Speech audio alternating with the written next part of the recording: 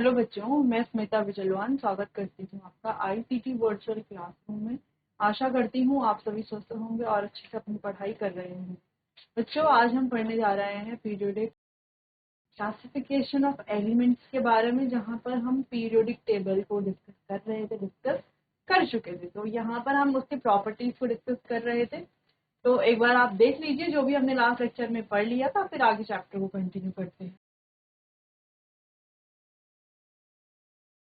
तो यहाँ पर काफी सारे टॉपिक्स को हमने अपने लास्ट लेक्चर में कंटिन्यू कवर कर लिया था। चलिए, तो हम एटॉमिक साइज हमने लास्ट लेक्चर में पढ़ लिया था अच्छे से। इफेक्टिव न्यूक्लियर चार्ज को हमने डिस्कस कर लिया था कि इफेक्टिव न्यूक्लियर चार्ज क्या होता है। Atomic radii in a periodic table, down the group और लेफ्ट टू राइट।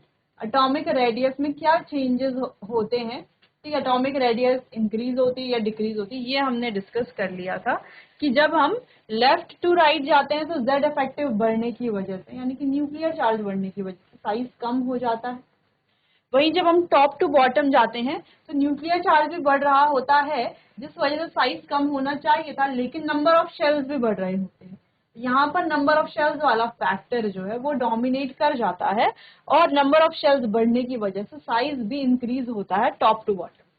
ठीक है, ये हमने देख लिया था साइज का। तो कुछ क्वेश्चंस हमने यहाँ पर कर लिए थे कि जो स्मॉलर सॉरी जो नेगेटिव आयन है वो लार्जर होता है, और जो पॉजिटिव आयन है वो स्मॉलर होता है अपने पेरेंट एटम से, पेरेंट आयन से।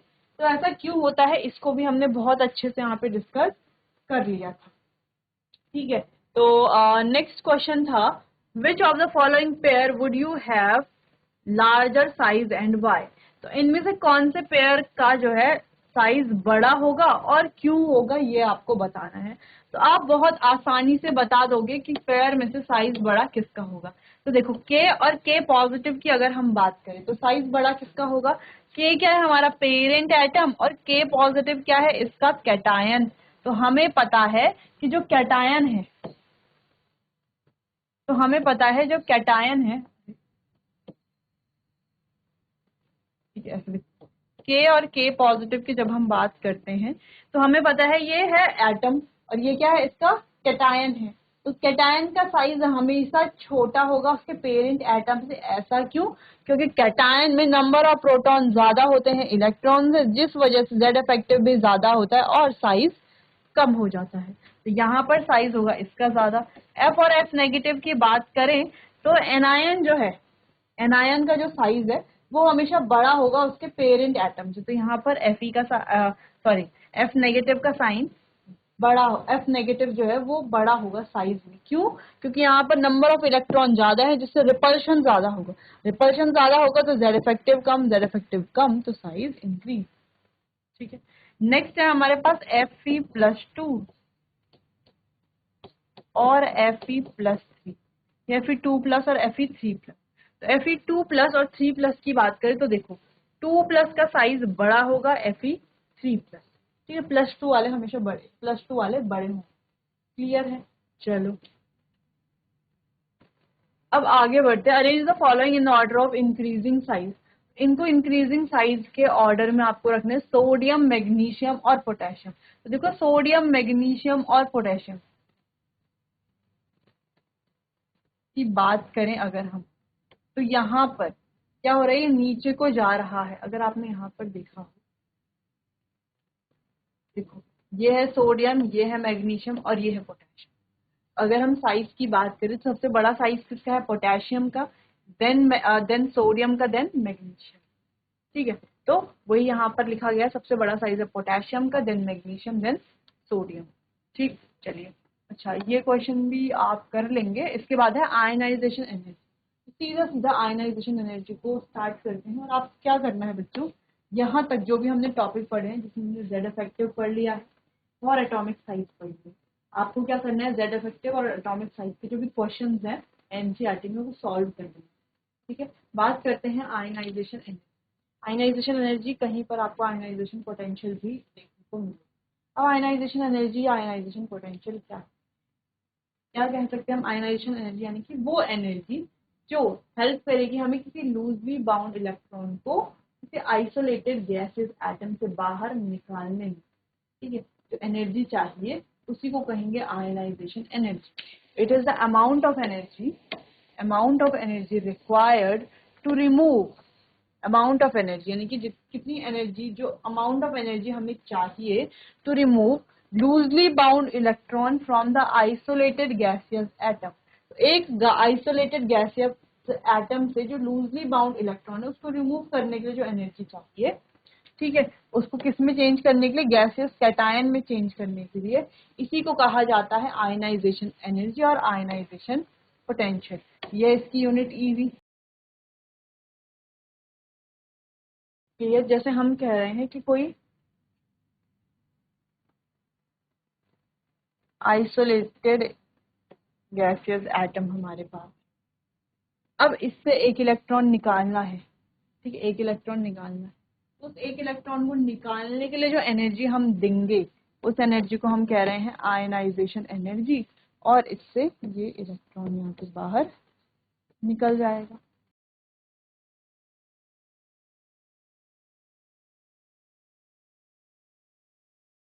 क्लियर? इलेक्ट्रॉन यहाँ से बाहर निकल जाएगा। अब हम इसमें अगेन एनर्जी देते हैं, तो अगेन हमें आयनाइजेशन एनर्जी 2 देनी पड़ेगी, जो जाएगी आयनाइजेशन एनर्जी 1, इसमें आयनाइजेशन एनर्जी 2 देनी पड़ेगी, तो निकल करके ये बन जाएगा। और इलेक्ट्रॉन भी हम इसी तरीके से निकाल सकते हैं, आयनाइजेशन एनर्जी 3 दे करके, 4 दे करके, 5 दे करके। इन एनर्जी को कहा जाता है सक्सेसिव एनर्जी। क्या है ये? Successive energy, successive ionisation energy बोल दीजिए, जो भी आप कहना चाहें। तो इससे इलेक्ट्रॉन को निकालने के लिए जो एनर्जी चाहिए उसकी बात हो रही है। अब देखते हैं साइज का यहाँ पर क्या असर पड़ता है ना, क्या इफेक्ट होता है साइज का। अगर हम किसी एटम की, ऐसे एटम की बात करते हैं जिसका साइज क्या है,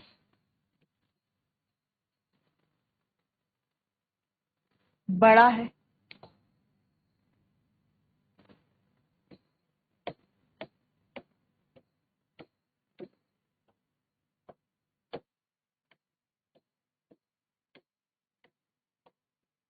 ठीक है, साइज क्या है, बड़ा है। और किसी ऐसे एटम की बात करते हैं जिसका साइज ज्यादा बड़ा नहीं है, साइज क्या है, छोटा ही है, तो क्या होगा? देखो, जिसका साइज बड़ा है उससे इलेक्ट्रॉन इजीली निकाल पाएंगे या नहीं निकाल पाएंगे, आप बताओ। तो देखो, जिसका साइज बड़ा होगा उसका जेड इफेक्टिव भी क्या होगा, जेड इफेक्टिव क्या होगा, कम होगा, यानी कि न्यूक्लियस का जो चार्ज है वो कम होगा, न्यूक्लियस का जो चार्ज है वो कम होगा, और न्यूक्लियस के चार्ज कम होने की वजह से आयनाइजेशन एनर्जी होगी ज्यादा होगी या कम होगी, बताइए इसको, कि आयनाइजेशन एनर्जी ज्यादा चाहिए इसे इलेक्ट्रॉन निकालने के लिए या इससे इलेक्ट्रॉन निकालने के लिए। अब ध्यान से देखना, अब ये हमारे पास न्यूक्लियस, ये हमारे पास है न्यूक्लियस, तो इस न्यूक्लियस ने क्या किया होगा, इन इलेक्ट्रॉन्स को अपनी तरफ क्या करके रखा हुआ है, अट्रैक्ट करके रखा हुआ। लेकिन जो इसके पास वाले शेल है इन पर इसका ज्यादा अट्रैक्शन होगा, है ना। जो इसके बाहर वाले शेल हैं, दूर वाले जो शेल हैं, वहां से इलेक्ट्रॉन को अट्रैक्ट करना इसके लिए थोड़ा सा मुश्किल है। तो अगर हमें इलेक्ट्रॉन रिमूव करना है तो इसका साइज बड़ा है और यहाँ पर इतना अट्रैक्शन भी नहीं है न्यूक्लियस का, तो हम इजीली इस इलेक्ट्रॉन को यहाँ से रिमूव कर सकते हैं, आयनाइजेशन एनर्जी दे करके हम इजीली इस इलेक्ट्रॉन को यहाँ से रिमूव कर सकते हैं, ठीक है। तो हम ये कह सकते हैं कि अगर एटम का साइज बड़ा है तो उसकी आयनाइजेशन एनर्जी क्या होगी, आयनाइजेशन एनर्जी होगी कम। कम का मतलब है कि यहाँ पे हमें इतनी ज्यादा आयनाइजेशन एनर्जी नहीं देनी पड़ेगी इलेक्ट्रॉन को रिमूव करने के लिए। दूसरी चीज, अगर हमारे पास ये है कोई एटम, इसका साइज है छोटा, छोटा साइज का मतलब है कि इसकी जो इलेक्ट्रॉन है इसे इसने, इस न्यूक्लियस ने बहुत टाइटली होल्ड करके रखा हुआ होगा, बहुत टाइटली होल्ड करके रखा हुआ होगा। अब इस इलेक्ट्रॉन को अगर हमें यहाँ से रिमूव करना है तो हमें आयनाइजेशन एनर्जी देनी पड़ेगी, है ना। यहाँ भी आयनाइजेशन एनर्जी ही देनी पड़ रही थी इलेक्ट्रॉन को रिमूव करने के लिए, लेकिन यहाँ पर न्यूक्लियस ने इतने टाइटली इसको होल्ड करके नहीं रखा हुआ था, यानी कि इतनी ज्यादा एनर्जी नहीं देनी पड़ रही थी। लेकिन यहाँ पर साइज छोटा होने की वजह से न्यूक्लियस ने इसे बहुत टाइटली होल्ड करके रखा हुआ है इन इलेक्ट्रॉन्स को। यहाँ पर हमें आयनाइजेशन एनर्जी बहुत ज्यादा देनी पड़ेगी, यानी कि साइज अगर छोटा है तो आयनाइजेशन एनर्जी ज्यादा होगी, ज्यादा देनी पड़ेगी। साइज अगर छोटा है तो Z इफेक्टिव की बात करें तो Z इफेक्टिव ज्यादा है। तो हम क्या ये कह सकते हैं कि जो ये Z इफेक्टिव है ये डायरेक्टली प्रोपोर्शनल है आयनाइजेशन एनर्जी के, क्योंकि Z इफेक्टिव अगर बढ़ेगा तो न्यूक्लियस का चार्ज बढ़ेगा, है ना। वो इलेक्ट्रॉन को ज्यादा क्या करेगा, अपनी तरफ अट्रैक्ट करके रखेगा, टाइटली होल्ड करके रखेगा, जिससे इलेक्ट्रॉन निकालने के लिए हमें बहुत ज्यादा एनर्जी की आवश्यकता पड़ेगी।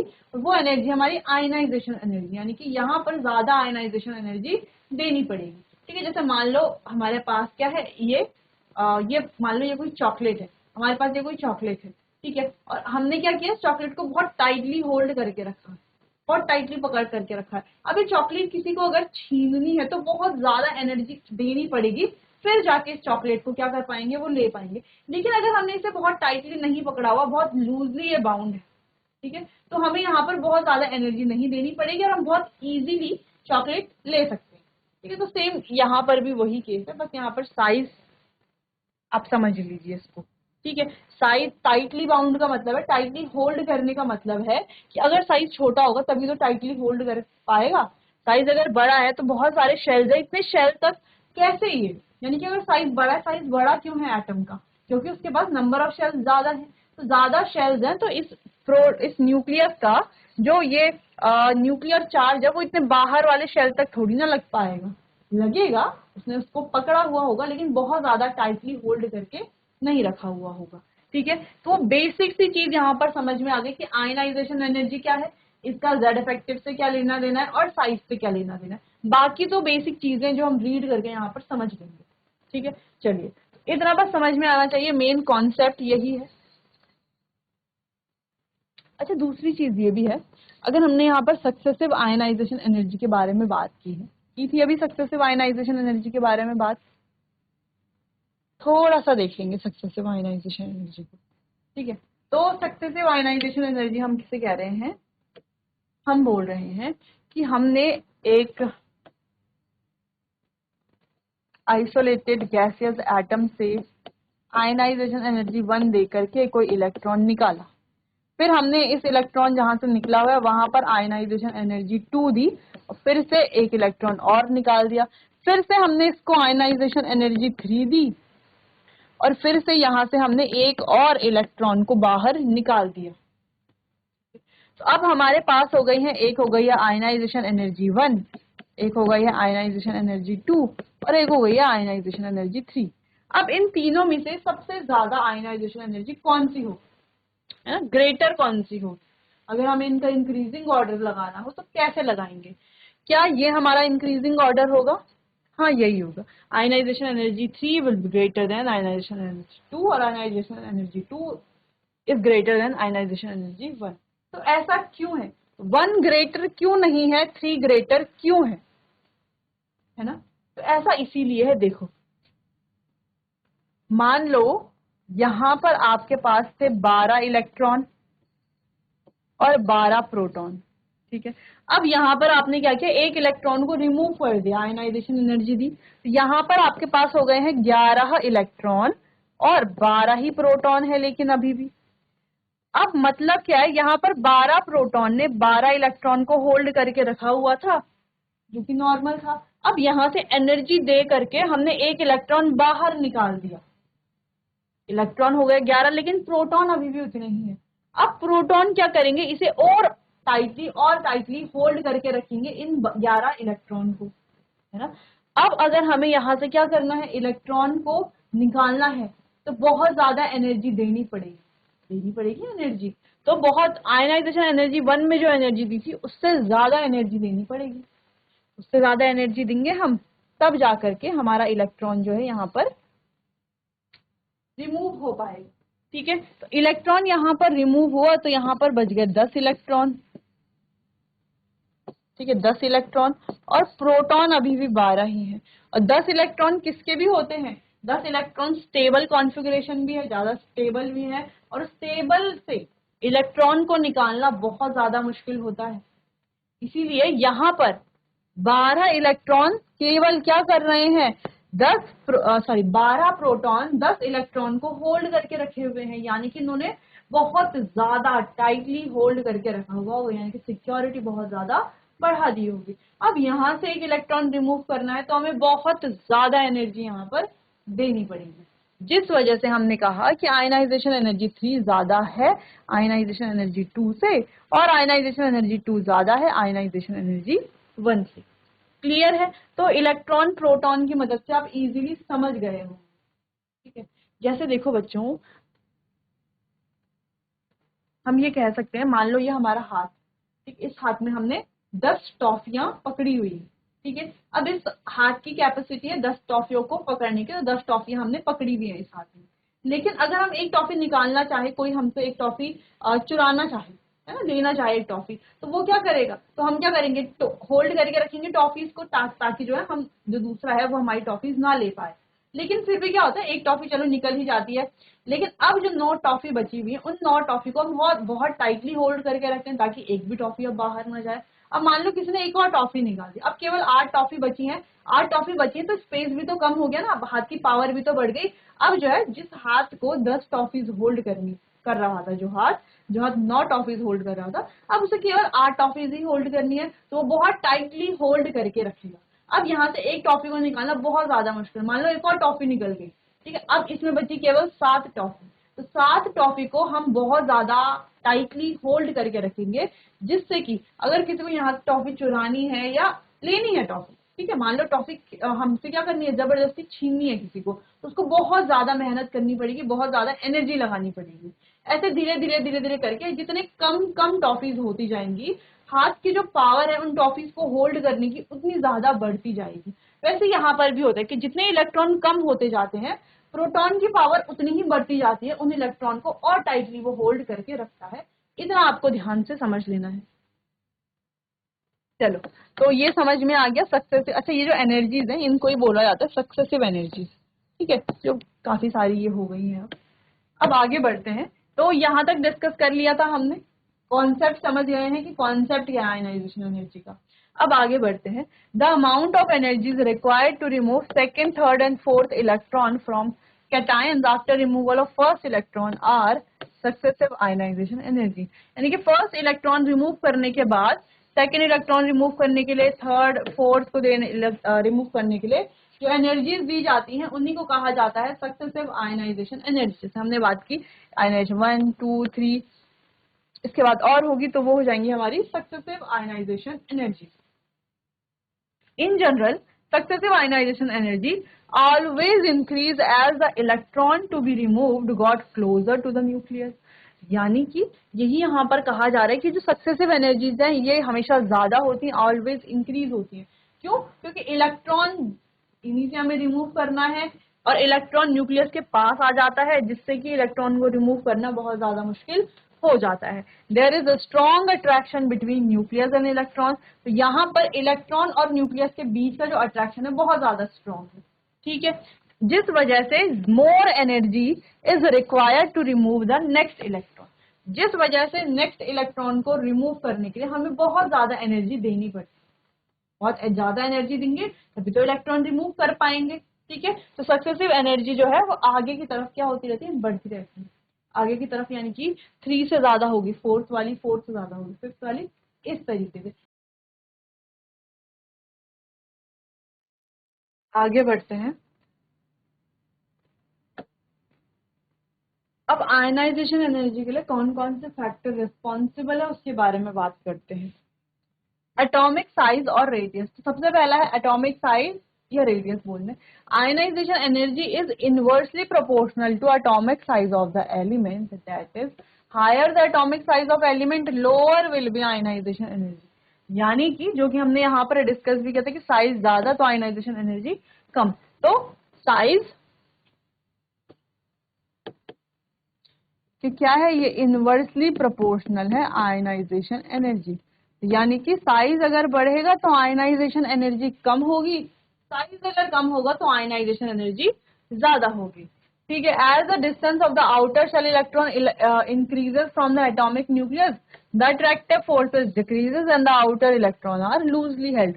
तो बात वही है जो हमने अभी डिस्कस की कि अगर एटम का साइज क्या है, बड़ा है, ठीक है, तो ये क्या है, न्यूक्लियस से दूर है ये इलेक्ट्रॉन, जिस वजह से इस पर इसका इतना ज्यादा अट्रैक्शन फोर्स नहीं होगा, यानी कि इस इलेक्ट्रॉन पर इस न्यूक्लियस का इतना ज्यादा अट्रैक्शन फोर्स नहीं होगा, जिस वजह से ये क्या होगा, लूजली बाउंड होगा और इसे बाहर निकाला जा सकता है आसानी से, कम आयनाइजेशन एनर्जी में भी। लेकिन अगर कोई एटम ऐसा है और इलेक्ट्रॉन उसके एकदम पास में है, ज्यादा साइज बड़ा नहीं है, तो यहाँ पर इसने इसको क्या किया होगा, टाइटली हेल्ड करके रखा हुआ होगा, टाइटली बाउंड ये होगा। तो यहाँ पर इलेक्ट्रॉन को निकालने के लिए हमें जो आयनाइजेशन एनर्जी देनी पड़ेगी वो होगी बहुत ज्यादा। ठीक है, क्लियर। तो साइज अगर बड़ा है तो आयनाइजेशन एनर्जी कम होगी, साइज अगर छोटा है तो आयनाइजेशन एनर्जी ज्यादा देनी पड़ेगी इलेक्ट्रॉन को रिमूव करने के लिए। ऐसा क्यों, ये है उसका रीजन, क्योंकि साइज बड़ा है तो अट्रैक्टिव फोर्सेस क्या होंगी, कम होंगी इलेक्ट्रॉन पर, जो हमारा आउटर इलेक्ट्रॉन है जिसे हमें रिमूव करना है उस पर अट्रैक्टिव फोर्सेस कम होंगी, जिससे कि आसानी से रिमूव कर लेंगे। साइज छोटा है तो अट्रैक्टिव फोर्स ज्यादा होंगी, आसानी से रिमूव नहीं कर सकते, ज्यादा आयनाइजेशन एनर्जी देनी पड़ेगी। अगला है शील्डिंग इफेक्ट और नंबर ऑफ इंटरवेनिंग इलेक्ट्रॉन और स्क्रीनिंग। अभी शील्डिंग इफेक्ट क्या है, जिसको हम पहले भी डिस्कस कर चुके हैं। ठीक है, the phenomena in which the penultimate shell यानी कि n-1 electron act as a screen. तो जो पेनल्टीमेट शेल के जो इलेक्ट्रॉन होते हैं वो एज अ स्क्रीन क्या करते हैं, एक्ट करते हैं, और a shield between the nucleus and the valence shell. Valence shell, nucleus और वैलेंस शेल के बीच में एक हम कह सकते हैं शील्ड की तरह काम करते हैं। thus reducing the effective nuclear charge is known as shielding effect।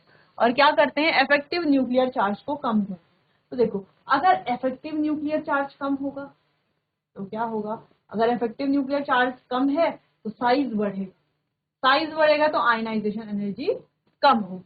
ठीक है, वही है कि देखो इफेक्टिव न्यूक्लियर चार्ज कम होगा तो साइज बढ़ेगा, साइज बढ़ेगा तो आयनाइजेशन एनर्जी कम होगी, यानी कि इफेक्टिव न्यूक्लियर चार्ज अगर कम है तो आयनाइजेशन एनर्जी भी कम होगी।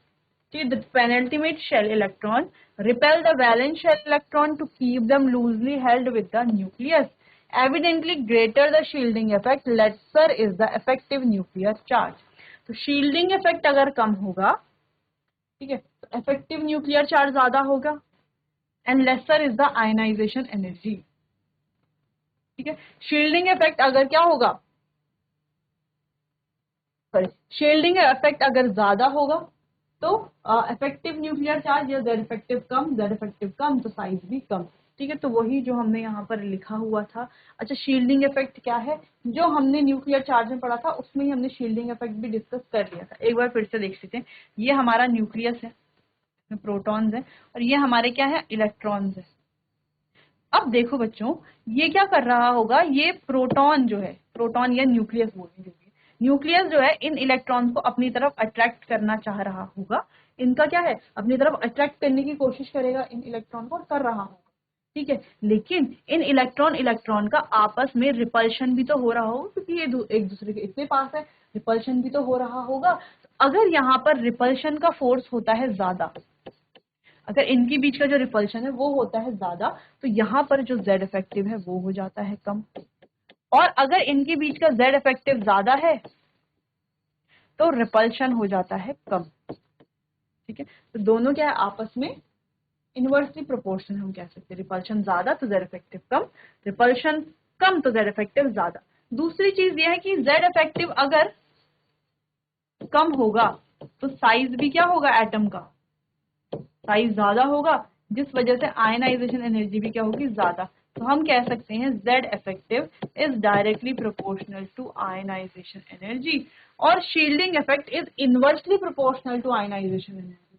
क्या समझ में आ रहा है, ये तो समझ में आ रहा है कि शील्डिंग इफेक्ट आयनाइजेशन एनर्जी के इनवर्सली प्रोपोर्शनल है, क्योंकि आयनाइजेशन एनर्जी तो इसके डायरेक्टली प्रोपोर्शनल है, इसीलिए शील्डिंग इफेक्ट के क्या होगी, इनवर्सली प्रोपोर्शनल। शील्डिंग इफेक्ट को हम रिपल्शन इफेक्ट भी ऐसे भी बोल सकते हैं, जैसे हम न्यूक्लियर चार्ज को जेड इफेक्टिव बोल रहे हैं, वैसे ही हम जब हम ये शील्डिंग इफेक्ट पढ़ते हैं तो यहाँ पे रिपल्शन से भी हम इसको शो करते हैं। ठीक है, चलो, तो दूसरी चीज ये हो गई। बस यहाँ पर आपको ध्यान रखना है कि जो न्यूक्लियस है ये तो इलेक्ट्रॉन को अपनी तरफ अट्रैक्ट करेगा ही, लेकिन इलेक्ट्रॉन इलेक्ट्रॉन आपस में कैसे रहेंगे एक दूसरे के इतने पास पास, इनके बीच में रिपल्शन भी तो होगा। रिपल्शन होगा तो एक दूसरे से दूर जाना चाहेंगे, लेकिन अट्रैक्शन फोर्स की वजह से बहुत ज्यादा दूर भी नहीं जा पाएंगे क्योंकि वो इनको अट्रैक्ट भी करेगा अपनी तरफ। ठीक है, क्लियर है, इतना इतना समझ में आ गया। अगर यहाँ पर रिपल्शन ज्यादा होता है तो जेड इफेक्टिव कम होगा, जेड इफेक्टिव कम तो आयनाइजेशन एनर्जी भी कम। क्लियर। अगर यहाँ पर जेड इफेक्टिव ज्यादा नहीं है यानी कि रिपल्शन कम है तो जेड इफेक्टिव ज्यादा, जेड इफेक्टिव ज्यादा तो आयनाइजेशन एनर्जी भी ज्यादा देनी पड़ेगी। ठीक है, क्लियर है। चलो बाकी हमने देख लिया कि साइज से ये कैसे रिलेटेड है, जेड इफेक्टिव कम तो साइज ज्यादा, रिपल्शन कम तो साइज भी क्या होगा, कम होगा क्योंकि जेड इफेक्टिव ज्यादा है। क्लियर। चलो तो जेड इफेक्टिव ज्यादा तो साइज कम, जेड इफेक्टिव कम तो साइज ज्यादा, साइज इंक्रीज होगा। क्लियर है, ये हमने पढ़ा है कि जेड इफेक्टिव जो है is inversely proportional to size, size अगर बढ़ेगा तो जेड इफेक्टिव कम होगा। ठीक है, और जेड इफेक्टिव अगर बढ़ेगा तो साइज कम होगा। क्लियर। चलिए नोट कीजिए इतना।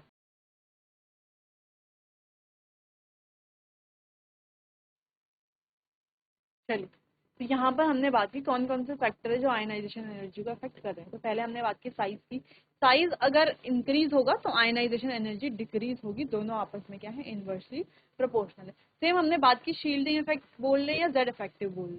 ठीक है, दोनों वैसे तो अलग अलग है। देखो अगर शील्डिंग इफेक्ट बढ़ता है तो शील्डिंग इफेक्ट बढ़ने की वजह से साइज इंक्रीज होगा, साइज अगर इंक्रीज होता है तो आयनाइजेशन एनर्जी कम होगी। ठीक है, और साइज इंक्रीज होने से क्या होगा, जेड इफेक्टिव भी कम होगा। और अगर जेड इफेक्टिव इंक्रीज होता है तो आयनाइजेशन एनर्जी भी इंक्रीज होती है। क्लियर। तो यहाँ पर एक चीज है कि जेड इफेक्टिव अगर बढ़ेगा तो आयनाइजेशन एनर्जी भी बढ़ेगी, जेड इफेक्टिव अगर कम होगा तो आयनाइजेशन एनर्जी भी कम होगी, दोनों आपस में एक दूसरे के क्या है, डायरेक्टली प्रोपोर्शनल है। चलिए बच्चों आज के लिए इतना ही, बाकी आगे कंटिन्यू करेंगे हम अपने आने वाले अगले सेशन में। तब तक के लिए आपका बहुत बहुत धन्यवाद।